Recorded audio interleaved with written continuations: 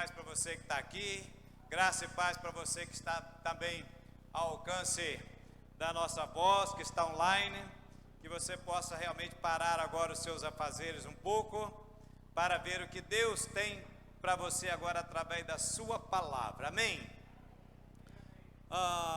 Eu quero que você, pode saltar o endereço para nós aí, Provérbio 26, 2, amém? Amém para todo mundo? Ok, então diz assim: como o pássaro no seu vaguear, como a andorinha no seu voo, assim a maldição sem causa não se cumpre. Algumas versões diz como o pássaro no seu vaguear, como a andorinha no seu voo, assim a maldição sem causa não virá. Então nós vamos conversar nessa noite, à luz de que o Espírito Santo de Deus tocou no meu coração sobre esse tema. Qual é? Maldição sem causa. É isso que o texto diz, não é? Mas se eu disser para você assim, maldição com causa se cumpre, eu estou sendo falso ou verdadeiro? Se eu disser para você, maldição com causa virá, está certo ou está errado? Porque a Bíblia diz que a maldição sem causa não se cumpre, mas se tiver uma causa, ela vai se cumprir. Amém, gente? Vocês estão comigo? Ok, mas a título de introdução, eu quero que você vá agora, anda um pouquinho para frente aí, não acelera muito não, chega em Isaías capítulo 6, anda um pouquinho aí. Terminando Provérbio, Eclesiastes, Cantares, você encontra Isaías logo no início, capítulo 6.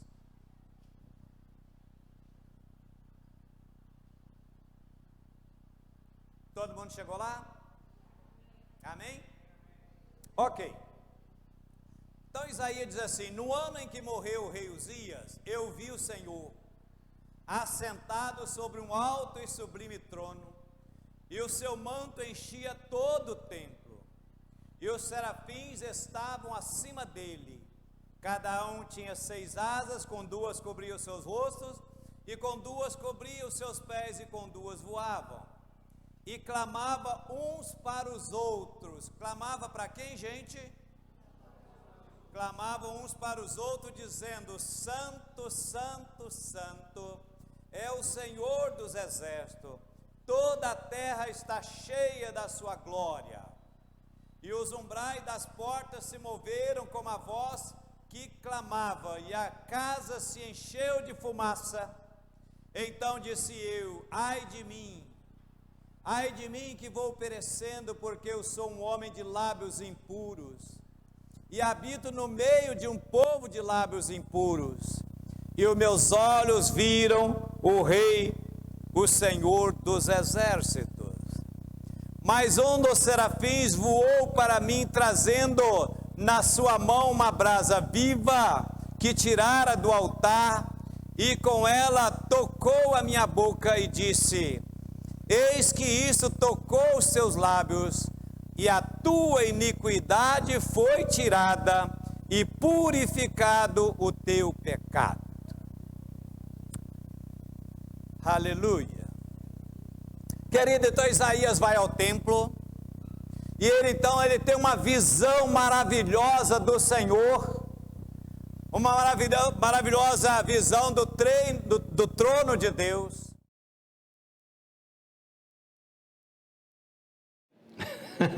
Então Isaías vai ao templo e ele tem aquela visão maravilhosa do trono de Deus, dos anjos que voavam ao redor do templo.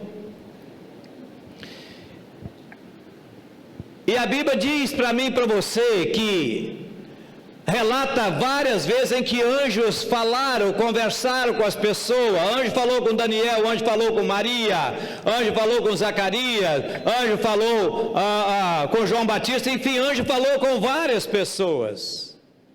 Mas a gente olha aqui e anjos não falaram com Isaías. Os anjos falaram o quê? Uns com os outros. E o que é que eles falavam com os outros? Santo, santo, santo é o Senhor dos exércitos. Um olhava para o outro e dizia: santo, santo, santo é o Senhor dos exércitos. Olhava para o outro: santo, santo, santo, santo é o Senhor dos exércitos.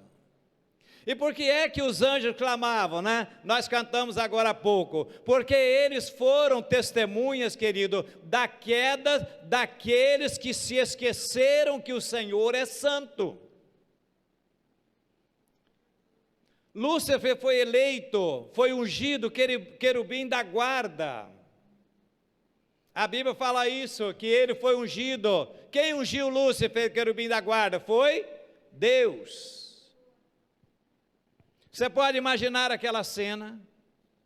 Há um ano e pouco atrás, mais precisamente janeiro do ano passado, nós tivemos aqui uma cerimônia onde o pastor Stefano foi ungido pastor, e foi uma cerimônia bonita, maravilhosa. Nós sentimos a presença de Deus. Quantos estavam aqui? Aleluia, né? Vimos como foi maravilhoso, querido. Eu fico imaginando essa cerimônia onde Lúcifer foi eleito lá no céu, querubim da guarda. Você pode imaginar a cena, que cena maravilhosa? Mas ainda assim a Bíblia diz que Lúcifer caiu. Porque, querido, a imunidade não vem pela unção. A unção não imuniza ninguém, querido. O que imuniza o homem ou a mulher de pecar, de cair, é não esquecer jamais que ele é santo, santo, santo. Aleluia. Por isso que os anjos clamavam. Por isso que eles continuam clamando: santo, santo, santo, santo é o Senhor dos exércitos. É como se eles estivessem dizendo assim: olha, nunca se esqueçam disso, nunca se esqueçam que o Senhor é santo, santo, santo, porque o dia que vocês esquecerem disso, vocês não mais sentirão a presença dEle e a queda será inevitável. Então presta atenção, querido. O mundo pode ficar moderno, as coisas realmente elas mudam, mas Deus não muda. Tiago 1,17 diz lá que em Deus não há mudança nem sombra de variação, que Ele é o mesmo ontem, hoje e continuará sendo Deus eternamente. E quando Isaías então tem essa visão maravilhosa, ele ficou tão impactado que ele caiu em si, verificou, viu o seu estado de pecador, e aí então ele diz assim: ai de mim porque eu sou um homem de impuros lábios, ou seja, eu sou um pecador, e habito também no meio de um povo de impuros lábios. O que é que Isaías estava sentindo naquela hora? Isaías estava sentindo um profundo arrependimento pela sua vida, pelo seu estado diante de Deus. E aí no verso 7 nós vemos essa expressão maravilhosa: e o anjo traz uma brasa do altar como uma tenaz, toca na boca dele e diz: eis que isso tocou os teus lábios, a tua iniquidade foi tirada e purificado o teu pecado. Ei, querido, olha para mim, a graça de Deus não está só no Novo Testamento, a graça de Deus está também no Velho Testamento, ela sempre existiu, porque ela faz parte da natureza de Deus.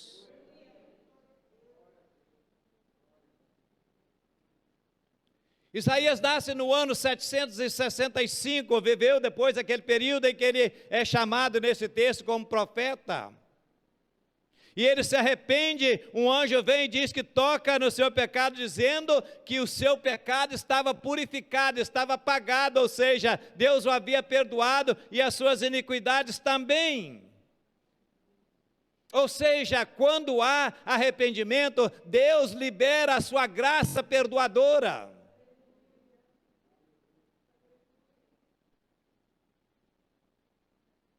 Quando Pedro está pregando no dia de Pentecostes, aquele sermão maravilhoso, que as pessoas se maravilharam, e eles então, todos eles reconheceram, o Espírito Santo tocou no coração daquela multidão, de que eles eram pecadores, e eles clamavam dizendo: irmãos queridos, o que nós devemos fazer, o que a gente vai fazer? E Pedro responde: arrependei-vos para que seus pecados sejam cancelados.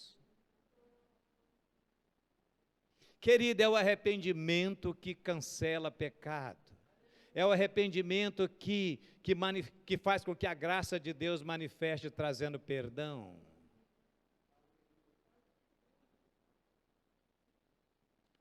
Por que é que Deus desistiu de Saul e se agradou e não desistiu de Davi? Por que eu estou perguntando isso? Porque aos nossos olhos, o pecado de Saul foi o pecado de Davi foi infinitamente maior do que o pecado de Saul. Saul desobedeceu uma ordem de Deus, mas Davi não. Davi cometeu um adultério, ainda mandou matar o marido da mulher para poder ficar com a mulher. Por que será? Querido, porque Deus viu arrependimento em Davi, coisa que ele nunca viu em Saul. Saul morreu sem se arrepender dos seus pecados. E arrependimento, eu volto a repetir, é tudo que Deus precisa para liberar uma brasa viva do seu altar e purificar os nossos pecados. A Bíblia diz que devemos confessar os nossos pecados para que eles sejam perdoados. Agora, querido, confessar pecado sem arrependimento não vale nada. Se não houver um arrependimento, ou seja, se não houver em nós a dor de termos machucado o coração de Deus, não vale nada. Porque quando nós pecamos, nós machucamos o coração de Deus, nós entristecemos Deus.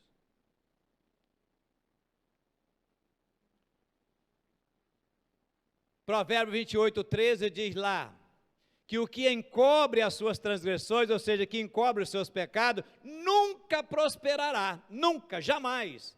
Mas ele diz assim, mas o que as confessa e deixa, não é só confessar, os que confessam e deixam alcançarão misericórdia. Salmista no Salmo 51:17 diz lá que um coração quebrantado e contrito, Deus não resiste. Deus não abandona, Deus não despreza. Então, arrependimento, querido, é reconhecer pecador, é confessar os seus pecados e não voltar mais a praticá-lo. Porque não adianta você ficar confessando, praticando pecado, confessando e pecando, confessando, não houve arrependimento. Houve a história de um jovem que ele, já casado, e ele tinha um problema sério com pornografia. E ele um dia chega para o pastor e diz assim, olha pastor, lamentavelmente, eu andei acessando aí o site aí, pornográfico, e eu reconheço que pequei e tal, estou arrependido, irmão. Ok, então vamos orar em nome de Jesus, Deus perdoa, você está arrependido, Deus perdoa, Deus perdoou. Amém, vai em paz. Um mês depois volta ele, pastor, de novo. Mas meu irmão, não, mas eu estou arrependido, eu realmente... desculpa a expressão, eu fracassei mesmo, pisei na bola, ok, vamos orar, Deus perdoou e tal, cancelado e tal. Passou um tempo, ele de novo, a mesma coisa. Ele disse, você está arrependido? Estou.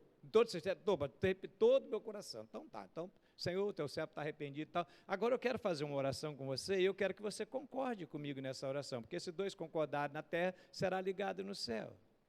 Amém? Ele disse, amém, pastor?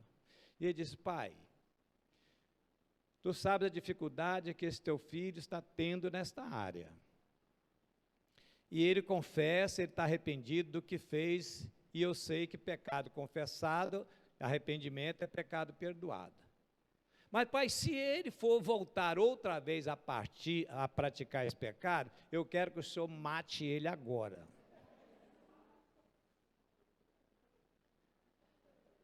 Aí ninguém quer, né?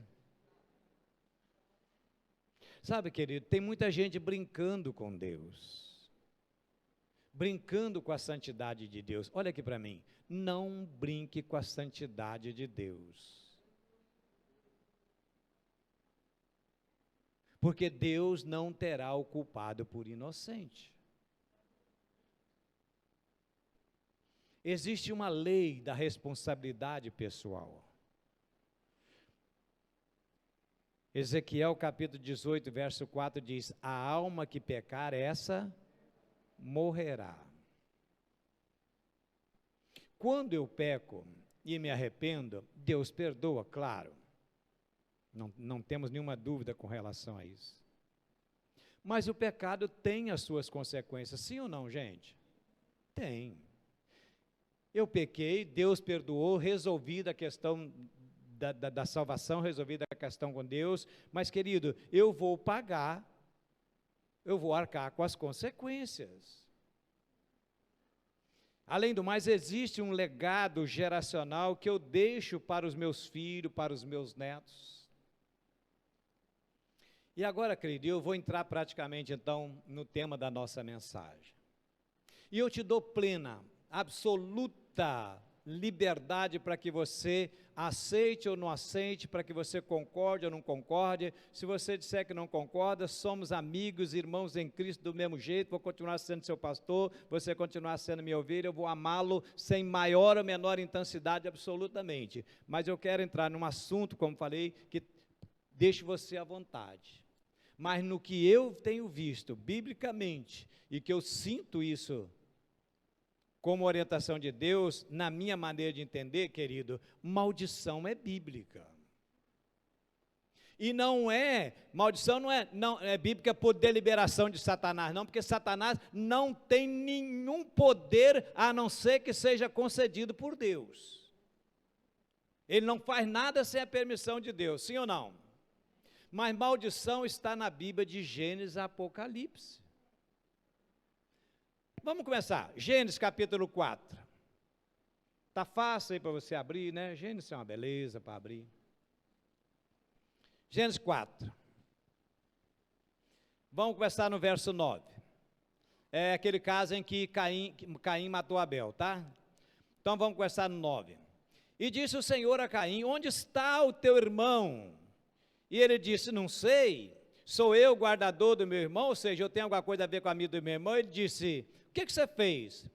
Porque a voz do sangue do teu irmão clama a mim desde a terra. E agora, maldito és tu desde a terra, que abriu a sua boca para receber da tua mão o sangue de teu irmão. Verso 11, e agora, maldito és tu desde a terra. Quem foi que amaldiçoou a Caim? Quem, gente? Deus.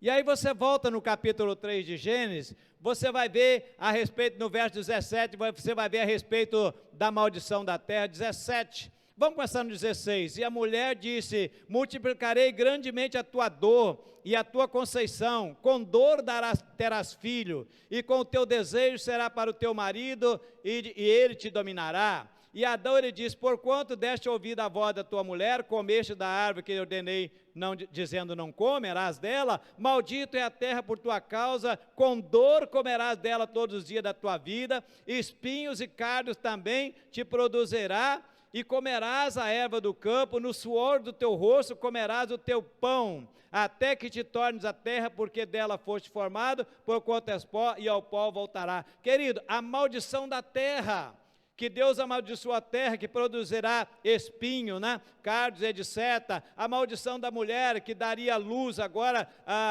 sob intensas dores, o homem ganhar o seu pão de cada dia. Essas coisas continuam existindo ou não? Sim ou não, gente? Sim ou não?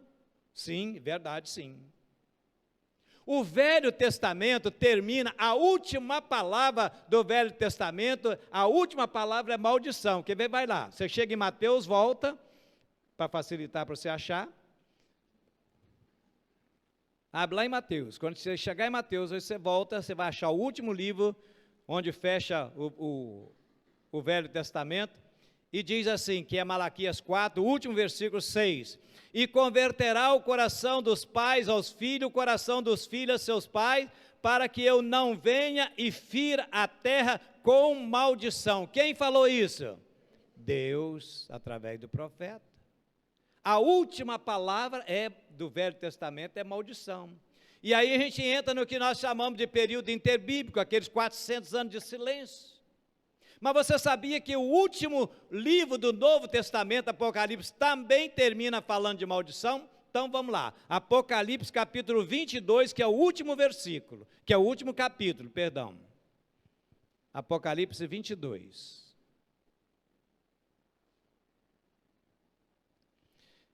Capítulo 22, de 1 a 3. E mostrou-me, ele vem falando, tá, da cidade santa, começa no 21, a Nova Canaã, Jerusalém celestial, aquela coisa linda, ruas de ouro, papapá, aquelas coisas lindas todas. Agora capítulo 22, e mostrou-me o rio puro da água da vida, claro como um cristal, que procedia do trono de Deus e do Cordeiro. No meio da sua praça, de uma outra banda do rio, estava a árvore da vida, que produz 12 frutos, dando fruto a cada mês, de mês em mês. As folhas da árvore são para a saúde das nações. Presta atenção no verso 3. E ali nunca mais haverá maldição contra alguém, e nela estará o trono de Deus e o Cordeiro, e os servos servirão. Verso 3, e ali nunca mais haverá maldição. Haverá, qual é o tempo do verbo? Presente, passado ou futuro? Futuro. Então lá não haverá mais maldição. Significa que por enquanto ainda tem. Estou certo, gente? Amém? Lá não haverá maldição. Significa que enquanto nós não chegarmos lá, nós temos maldição. Ô, gente, parece até uma contradição, mas às vezes a maldição faz até bem. Por quê? Porque a maldição é um alerta para nós. É sinal de que algo está errado e tem que ser consertado. Porque maldição sem causa não se cumpre. Então, se tem maldição, tem uma causa e ela tem que ser tratada. Amém, gente? E a maldição, então, é aquilo que vai dar a oportunidade para o inimigo agir na nossa vida. Porque, deixa eu falar uma coisa para você, Deus é justo até com o diabo. Porque a justiça é a base do trono de Deus. O que eu falei?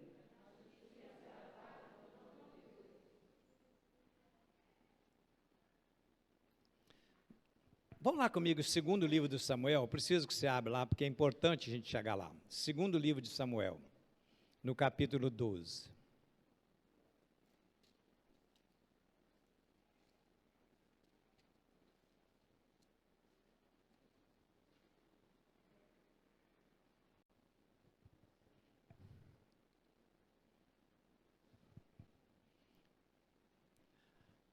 Amém? Eu preciso que você vá lá. 2 Samuel, posso ler? Amém para todo mundo? Vamos começar no verso 9. Querido, você sabe da história que aconteceu com Davi, né? Que Davi estava no palácio e tal, e viu uma mulher banhando e tal, né? E tomou a mulher, adulterou com ela e etc e tal, né? Com medo do marido descobrir, então ele coloca o marido na frente da guerra, né? E o marido foi morto, e a história você conhece. Mas agora presta atenção, porque o nosso assunto aqui é outro. 2 Samuel 12, vamos começar no verso 9. Porque, pois, aí o profeta Natã vai até Davi para repreendê-lo a respeito do que ele fez. Porque, pois, desprezaste a palavra do Senhor, fazendo mal diante dos teus olhos? A Urias o Heteu feriste a espada, e a sua mulher tomaste por mulher, e a ele mataste com espada dos filhos de Amon. Agora, pois, não se apartará a espada jamais da tua casa, porquanto me desprezaste, tomaste a mulher de Urias o Heteu para que te seja por mulher. Querido, isso é Deus falando através do profeta. 11. Assim diz o Senhor, eis que suscitarei na tua mesma casa o mal sobre ti, tomarei das tuas mulheres perante os teus olhos e as darei a teu próximo, o qual se deitará com as tuas mulheres perante este sol, porque tu o fizeste em oculto, mas eu farei esse negócio perante todo Israel, perante o sol. Então disse Davi a Natã, pequei contra o Senhor.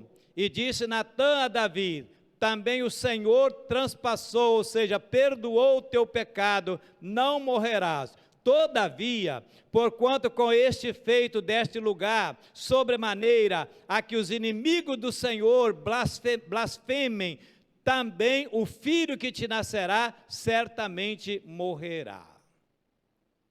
Querido, escute bem o que eu vou falar para você. Esta é uma regra espiritual.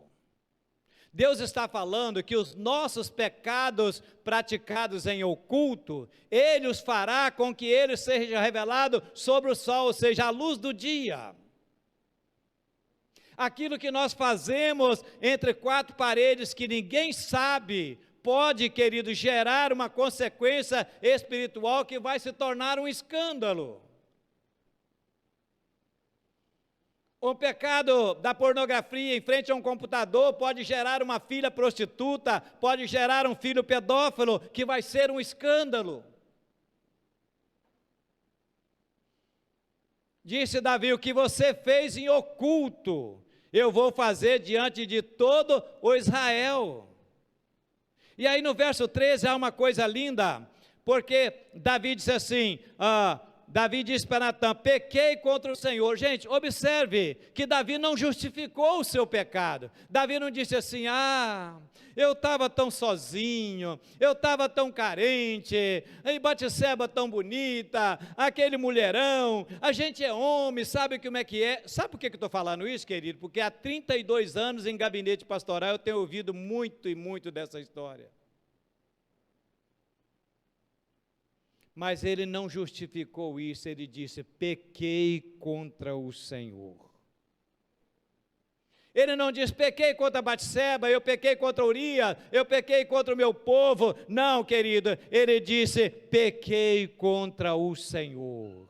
Isso é palavra de alguém que realmente entende e está arrependido. E aí olha a resposta do profeta, que coisa linda. E disse Natã a Davi, também o Senhor perdoou o teu pecado, você não morrerá. Aleluia, porque o salário do pecado é a morte. O Senhor perdoou o seu pecado. Querido, volto a afirmar, a graça de Deus sempre existiu, ainda que lá no Velho Testamento. Ainda não tinha a cruz. Ainda não tinha derramamento do sangue do Senhor Jesus, mas a graça de Deus, volta a repetir, pela terceira ou quarta vez, ela sempre existiu. Aí no verso 14 diz, olha, o Senhor perdoou o teu pecado, mas tem uma lei da herança que vai funcionar. E vai chegar para você, Davi, não só nessa criança que acaba de nascer, mas em toda a sua família, e você sabe que foi. Que a família de Davi foi uma tragédia. E ele ainda disse mais, porque você, Davi, deu oportunidade para que os inimigos do Senhor blasfemassem. Querido, quem são os inimigos de Deus? Os demônios. E observaram um detalhe, diz assim, o que você fez em oculto, então não foram pessoas que viram. Foram demônios que viram. Os nossos pecados nunca ficam em oculto, querido, porque Deus é onisciente, Deus é onipresente, Ele sabe de todas as coisas. O diabo não é onisciente, o diabo não é onipresente, querido, mas nós estamos falando de um mundo espiritual. O mundo espiritual é diferente, lá não se aplica a lei da física, nem tempo, nem espaço, não existe no mundo espiritual. Basta que um demônio vê para que ele comunique com toda a rede social do inferno e todos vão ficar sabendo. Lá também tem WhatsApp, tem Facebook, tem Instagram.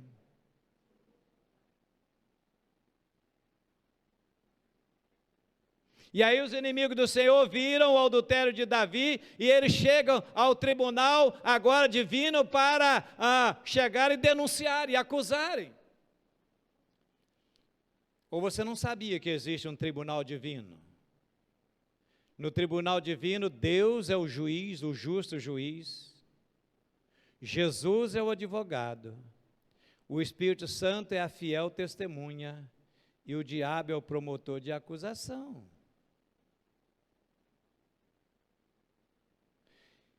E não tem um juiz, sendo justo, que vai receber uma acusação com provas e flagrantes que vão engavetar esse processo. E volto a repetir, Deus nunca toma o culpado por inocente. E a acusação deles era: o Senhor tem uma lei. E na lei do Senhor diz que o Senhor visitará a iniquidade dos pais até a 3ª e a 4ª geração dos que te aborrecem. O Senhor vai ou não vai executar a sua lei contra Davi? Talvez ele até tenha dito: só porque ele é o rei? Só porque ele tem dinheiro?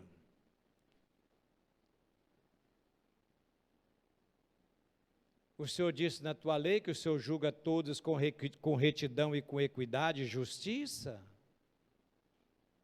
Ah, pastor, mas isso é Velho Testamento, não tem mais acusação agora contra nós. Será que não? Vamos voltar para Apocalipse capítulo 12.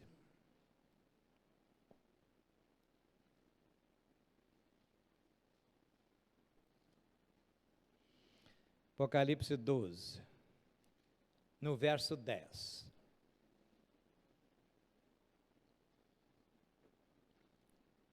Apocalipse 12,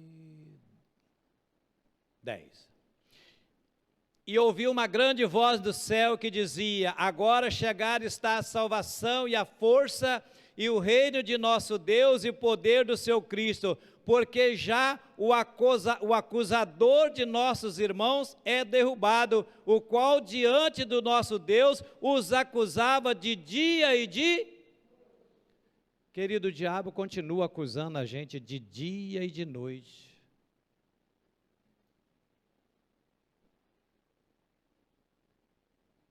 Ah, mas ele está mentindo. Claro, ele é o pai da mentira. E você acha mesmo que Deus vai ficar dando ouvido para as mentiras de Satanás, gente? 1 Timóteo 5,14. 1 Timóteo 5,14. Quero, pois, que as que são moças se casem, gerem filhos, governem a casa, não deem ocasião ao adversário de maldizer. Ou seja, então eles continuam falando mal. Tito capítulo 2, 6 a 8, logo aí na frente.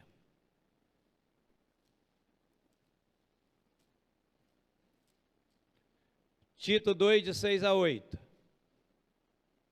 Exorto semelhantemente aos mancebos que sejam moderados, e tudo te dá exemplo de boas obras, na doutrina mostra incorrupção, gravidade, sinceridade, linguagem sã e irrepreensível, para que o adversário se envergonhe, não tendo nenhum mal que dizer contra nós. Querido, para quem que você acha que o diabo fala mal de nós? Para os outros demônios? Não, querido, ele fala mal para nós diante do tribunal de Deus.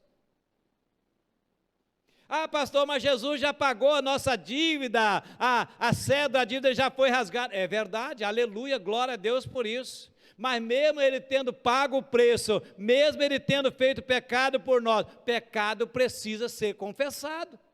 Ora, se não fosse assim, a Bíblia não dizia: se confessares os vossos pecados, Ele é fiel e justo para perdoar todo pecado, toda injustiça. Se a Bíblia está dizendo se confessar, não é porque é para confessar, querido, sim ou não? Paulo diz lá em Romanos capítulo 10, verso 9, se em teu coração creres e com a tua boca confessar o Senhor Jesus como Salvador, serás salvo, sim ou não? Eu creio em Jesus, mas você tem que confessar. Eu me arrependo do meu pecado, mas você tem que confessar.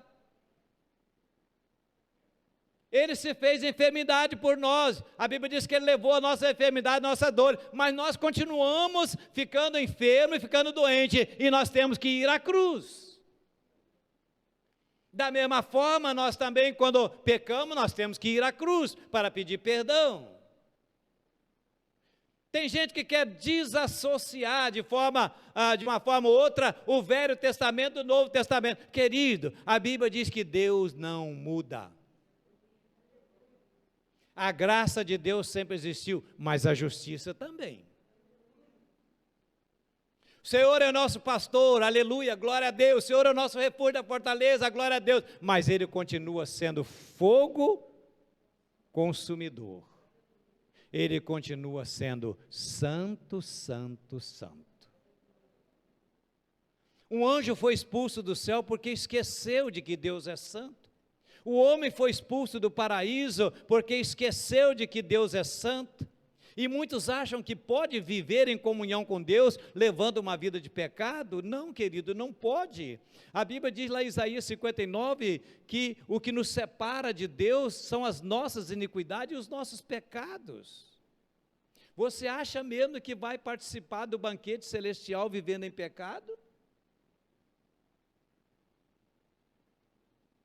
Querido, quando Jesus passou por todo aquele sofrimento, você não vai ver Jesus reclamando em momento algum, mas no momento em que Ele pega os meus pecados, os seus pecados, e em que Ele vai à cruz levando meus pecados, os seus pecados, teve uma hora que nessa hora Ele reclamou, nessa hora Ele gritou, Deus meu, por que me desamparaste?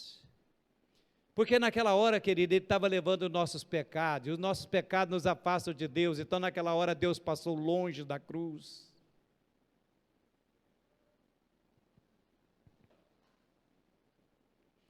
Então, querido, enquanto nós não confessamos nossos pecados, eles estão na jurisdição das trevas, querido, eles estão nas mãos de Satanás.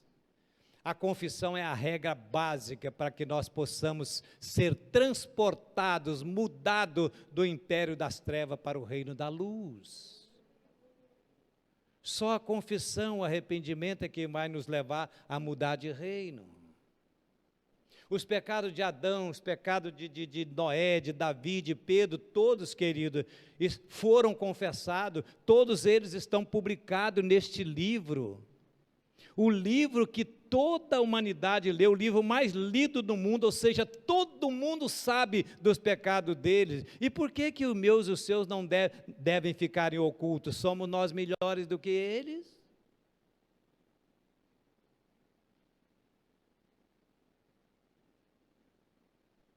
No mundo espiritual as coisas não acontecem de forma automática. Jesus levou sobre si as nossas dores, Jesus levou nossa enfermidade, nosso pecado, é verdade, mas eu preciso a Ele quando eu estou doente, eu preciso ir a Ele quando eu peco. Sabe, Jesus uma vez falou com aquela turma que veio falar com ele, diz assim, olha, vocês são pecadores, vocês mataram os profetas, inclusive um dos que foi morto entre o altar e o santuário, e eles falaram assim, mas isso foram nossos pais, se nós estivéssemos lá, nós não teríamos feito isso não, não teríamos feito isso. Jesus, olha, vocês estão acabando de abrir a boca e confessando que os pais de vocês estão dando testemunho do que eles fizeram, e eu vou dizer uma coisa para vocês, o sangue deles vai cair sobre vocês.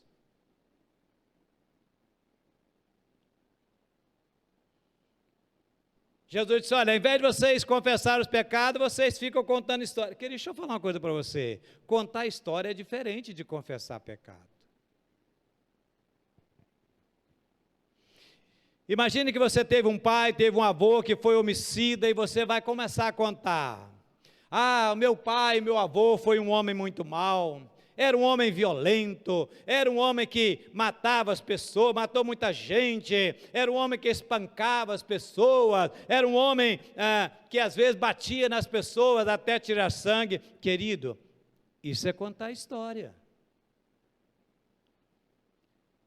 Você tem que confessar isso.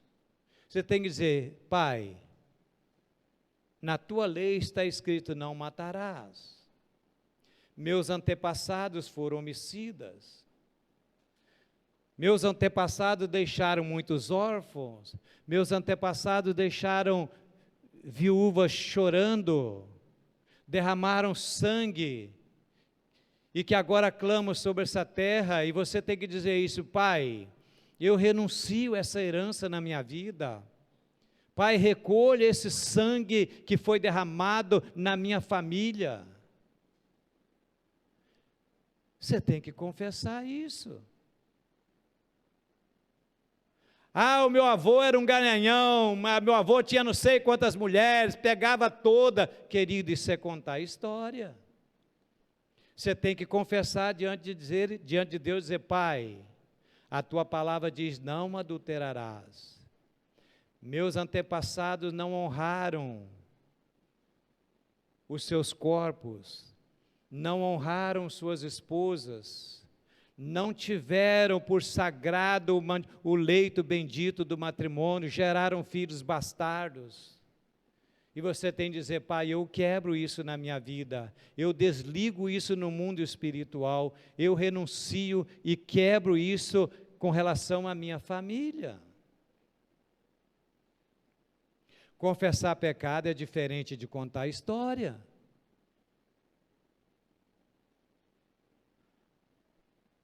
Você tem que renunciar a essa herança, do mesmo jeito que você pode renunciar uma herança material. De repente, você não quer a herança, porque às vezes é dinheiro sujo, é dinheiro de prostituição, é dinheiro do tráfico, do narcotráfico, é dinheiro sujo, e você não quer. Você pode. Você pode juntar toda aquela papelada, a escritura, pode juntar a relação dos bens, e você chegar diante do juiz e falar: olha, isso a mim pertence por herança, legalmente está aqui, mas eu não quero, eu renuncio, porque reconheço que esse dinheiro não é um dinheiro abençoado, é um dinheiro sujo. É claro que o juiz vai achar que você é doido, vai mandar fazer um exame na sua cabeça para ver se você está bem, mas você pode renunciar, e você pode e deve renunciar também no mundo espiritual essas coisas, querido. Mais um texto, Levítico 26.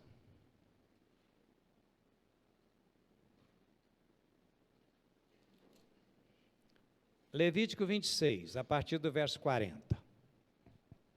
Se você não quiser ir lá, preste atenção. Então confessarão a sua iniquidade e a iniquidade de seus pais com as suas transgressões com que transgrediram contra mim, como também que andaram contrariamente para comigo.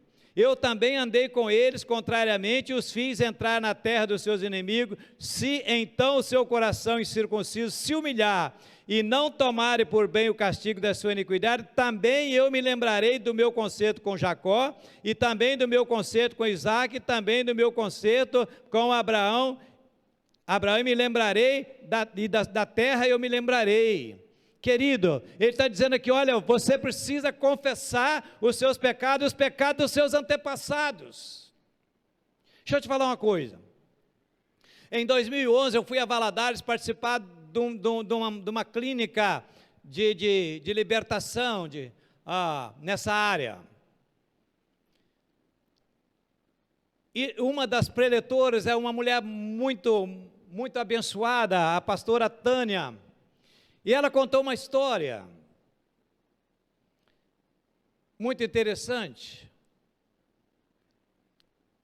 mais precisamente a história do seu esposo, o pastor Otto, que é o esposo dela. E ela disse que a mãe do pastor Otto, ou seja, do seu esposo, casou muito cedo, 15 anos, 16. Naquela época as pessoas casavam muito cedo, as mulheres casavam cedo, os homens também, mas principalmente as mulheres. E quando ela casou, o seu primogênito morreu. E nasceram outros filhos, e depois um dos seus filhos gerou também o seu filho, e aquele primogênito, quando estava com 18 anos, já morreu também. Isso veio acontecendo. Quando ela casou com o pastor Otto, o primeiro filho dela também morreu. E aí ela não concordava com a ideia de um Deus que tinha permitido ela gerar por 9 meses no seu ventre uma criança que nasceu saudável com mais de 4 quilos, e 12 horas depois morreu. E ela disse, tudo preparado em casa, o quartinho preparado, aquela lembrancinha, as coisas que as pessoas fazem, todo mundo esperando a criança voltar para casa, uma criança que nasceu saudável, mamou, que 12 horas depois estava morta, e ao invés dela voltar com a criança para casa, ela volta com um caixão na mão. E ela disse, isso não combina com Deus, porque Deus é um Deus que sara, um Deus que cura. Conversou com a pediatra disse, Tânia, o seu menino nasceu saudável, não tinha nada, absoluta, um resquício que quer de qualquer coisa errado com ele, porque se tivesse, eu teria levado para o TIM, mas ele não tinha absolutamente nada, eu não sei explicar o que aconteceu. Então ela disse, isso não combina com Deus, isso não pode ser de Deus. Porque a palavra diz que a promessa do justo é de longevidade, ou seja, a palavra de Deus diz que o justo viverá muitos anos. O livro de Jó diz que o justo será recolhido em robusta velhice no tempo certo. A palavra de Deus diz que o justo tomará nos seus braços os seus filhos e o filho dos seus filhos. A palavra de Deus não fala em morte prematura. A palavra de Deus só fala em morte prematura em 2 situações, ou por martírio ou por maldição. Porque Jesus disse que eu vim para que tenham vida e vida em abundância. E eu pergunto, é vida abundante uma mulher carregar 9 meses uma criança, nascer saudável e 12 horas depois morrer? É vida abundante para uma mãe, como foi o caso da sogra dela, de ver os primogênitos da família, dos netos morrer? E ela disse, não, alguma coisa está errada, e aí foi que ela entrou nesse ministério, começou a pesquisar a palavra de Deus, para encontrar a resposta pela qual ela não sabia. Disse, eu quero saber qual é a situação, por quê, o que anda matando os primogênitos da minha família. E aí ela encontrou essa verdade, que morte prematura só em caso de maldição, ou então de martírio, mas morrer como mártir, a palavra de Deus diz que é uma honra.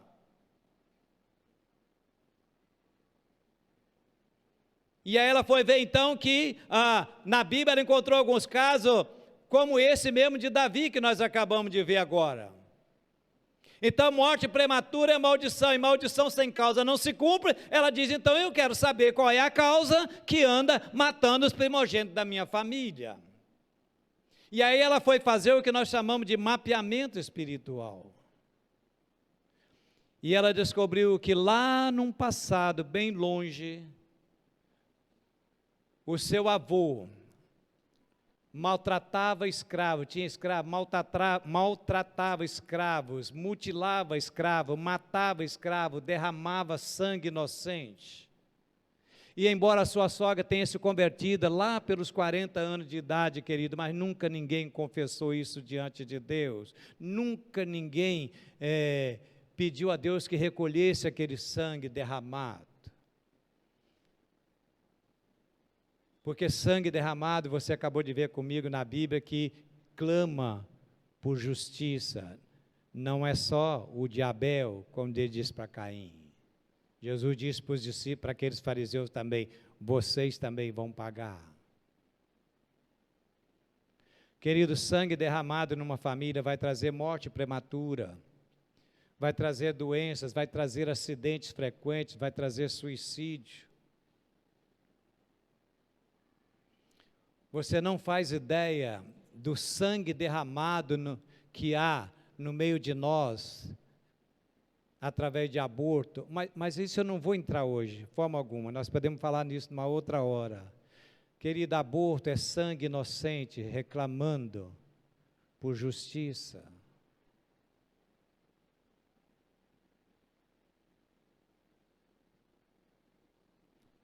Quantos casos de suicídio na família que você não encontra justificativa? Quantos casos de separação?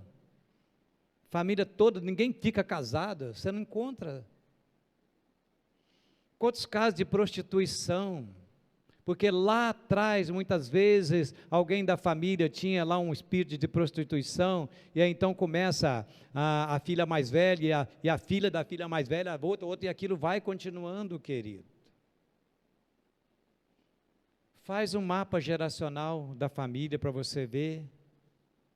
Ah, pastor, eu não acredito nessas coisas. Sem problema, querido, sem problema nenhum, tranquilo, não vou brigar com você, muito pelo contrário. Se você não acredita, não acredita. Mas deixa eu falar uma coisa para você, você não só herda no mundo material, você não herda carro, casa, bens, no mundo material dos seus pais. Você não só herda no sentido físico, a cor dos seus olhos, a cor do cabelo, a cor da pele. Você herda também no mundo espiritual, querido. Muitas vezes o pai é viciado em pornografia, vai gerar um filho pedófilo. Um filho que é viciado em droga, meu Deus, como é que pode isso? Ninguém aqui em casa bebe, ninguém nunca bebeu, ninguém nunca fumou, como é que esse filho agora foi para isso, querido?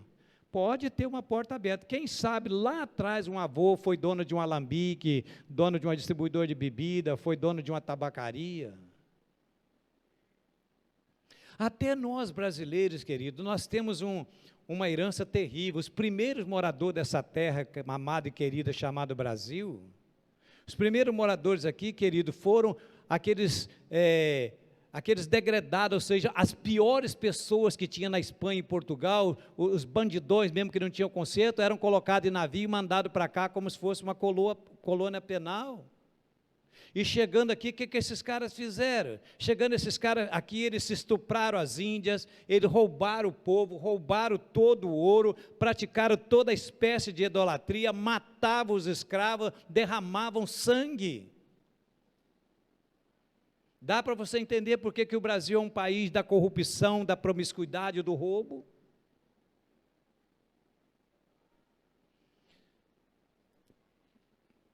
Não dá para eu continuar mais, porque o tempo está chegando, mas eu vou contar uma história só para você, para finalizar. Contada também nesse seminário por uma pessoa que foi testemunha. Uma jovem senhora, e ela, há 14 anos, ela sofria de problema renal fazendo hemodiálise. Ela vivia 24 horas na máquina, porque a família tinha condições, então comprou e montou dentro da casa dela e essa máquina, e ela fazia hemodiálise 24 horas. Crente, filha de pastores, nascida e criada na igreja. E por tudo que tentaram entender, não conseguiram, e a pastora foi conversar com ela, disse: minha filha,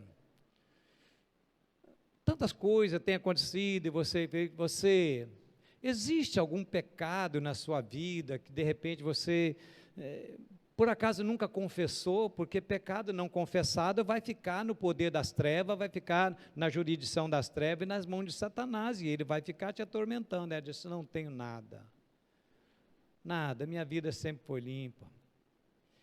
E ela falou: quem sabe talvez você, sexo antes do casamento? Não, casei virgem. E aí a gente vai ter que conversar sobre isso uma outra hora também, viu? Aliança de sangue. Não, pastor, aconteceu, mas foi com meu marido, hoje eu estou casado. Ele não era seu marido, e ela não era sua esposa, não. Você não tinha direito de fazer isso, não. Vamos conversar sobre isso sobre uma outra hora. E ela disse: não tem problema. Ela disse: bom, se você não tem pecado para confessar, não fez nada disso, se não tem nada errado com você, nós vamos fazer um mapeamento familiar, porque alguma coisa tem. Maldição sem causa não cumpre. Reúne toda a família, cerca de 14 pessoas mais ou menos, e começa a fazer um mapa espiritual, papá. E aí descobriram que a vovozinha tinha a chave daquele problema. Casou-se com 16 anos, foi morar na roça, não tinha juízo nem Jesus, acabou se envolvendo num caso de adultério, marido descobriu, matou o amante, enterrou lá no fundo do quintal, chamou ela e disse: está vendo essa terra mexida aí? Seu amante está enterrado aí. Você tem duas opções. Ou você denuncia: eu vou para a cadeia, mas eu vou sair um dia, eu volto, eu mato você e mato toda a sua família. Ou você fica calada, eu vou fingir que não soube desse caso, você finge também que não sabe de nada e a gente continua a vida. Já imaginou qual a opção que ela escolheu, evidentemente. E aí quando isso veio à tona, todo mundo: mas vovó, você não precisa falar sobre isso, eu sei o sofrimento. Não, eu preciso falar. E aí ela contou toda a história. E aí então eles se reuniram, oraram, pediram a Deus que recolhesse aquele sangue que foi derramado sobre a sua família. Só para encurtar a história, 1 mês depois aquela moça estava fora da máquina de hemodiálise.